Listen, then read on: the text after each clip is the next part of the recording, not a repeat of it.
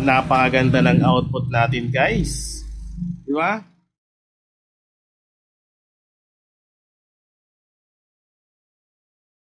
Okay guys, so ang gamit ko dyan na materials natin para sa ating photo sticker. So meron tayong syempre na pigment ink, black, yellow, magenta, saka yung saya natin. At syempre yung L32 natin na printer. So ang settings niyan, glossy, standard lang. Okay, so depende kung gusto mo ng glossy or high. Yan, glossy, high or glossy, standard.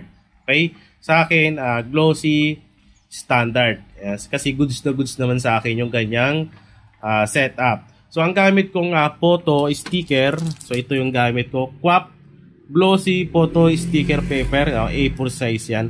So depende pa rin sa inyo guys kung ano yung gagamitin yung sticker, depende kung ano yung meron kayo dyan sa printing shop nyo.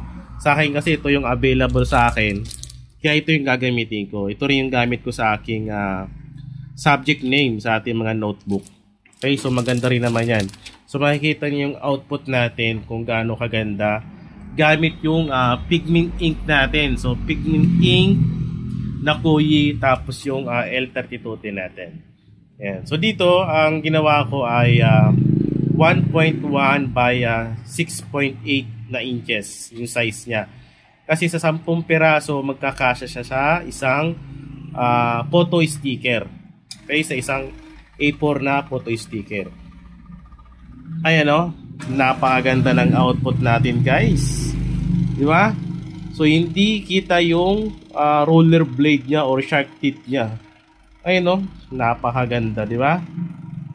So 10 piraso kasya sa A4 size. Ang size niya ay 1.1 by 6.8. So andyan naman yung template niyan. Tignan nyo na lang at kunin nyo na lang sa website natin. Napakaganda ng output natin, no? Diba?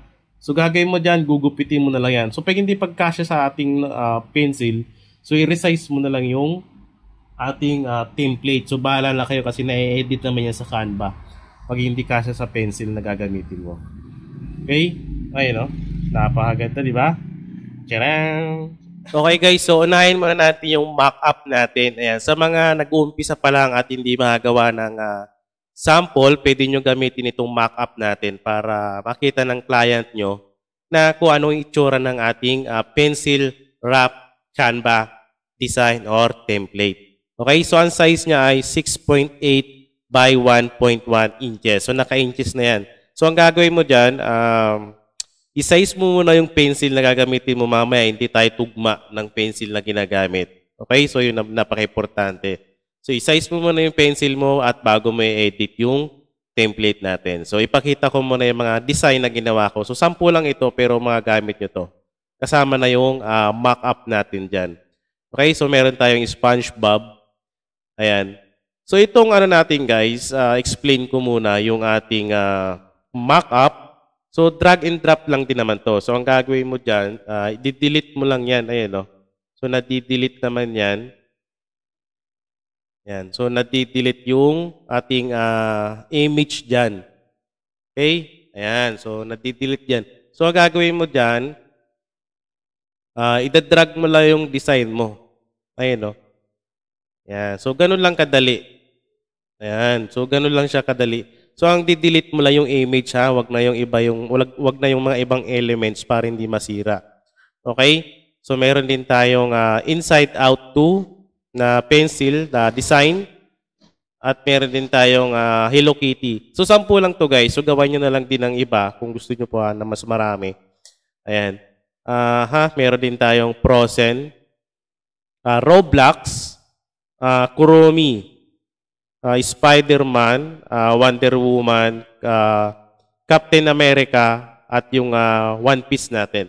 So, pwede nyo siya dagdagan na mas marami pang design na pwede nyo magamit itong mock-up natin na sa pencil. Okay?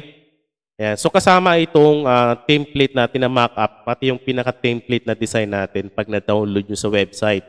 So, doon nyo siya makukuha sa website natin. Ayan. So, mga wala pang account sa website, mag-message lang kayo sa page natin para ma-assist ko kayo kung paano makapag-download ng unlimited download sa website natin. Okay? At syempre guys, ito yung ating template para sa ating pencil wrap design. Okay? O pencil cover natin. So, 10 design yan.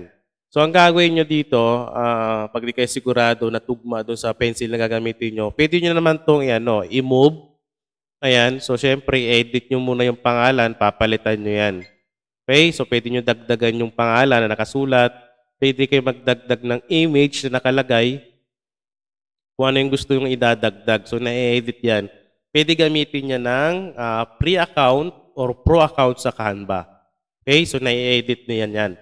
Ayan. So, meron tayong 10. Pwede nyo palitan yung kulay, text, pwede nyo palitan. Siyempre, yung image, pwede nyo palitan. So, pinaka-sample lang ito. Parang dagdag lang sa collection nyo kung meron ka ng pencil, template dyan. Okay? So, entry ko lang din to para sa mga nagre-request, sa mga nag-start pa lang, pwede nyo magamit ito.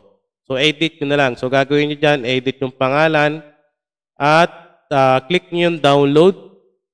Ayan. So, kung lahat, select all. Kung isa lang yung gagamitin, click mo lang yung page 1. Kasi yung page 1 lang din yung madadownload mo dyan, sabay download. Okay? So, ganun lang yun para mas mabilis yung pag-download nyo. Kung ano yung design na gusto ng customer, yun lang din yung gagawin nyo. Yun din yung i-download nyo para hindi nyo i-download lahat lagi. Diba? Naka-specific lang yung mga i-download.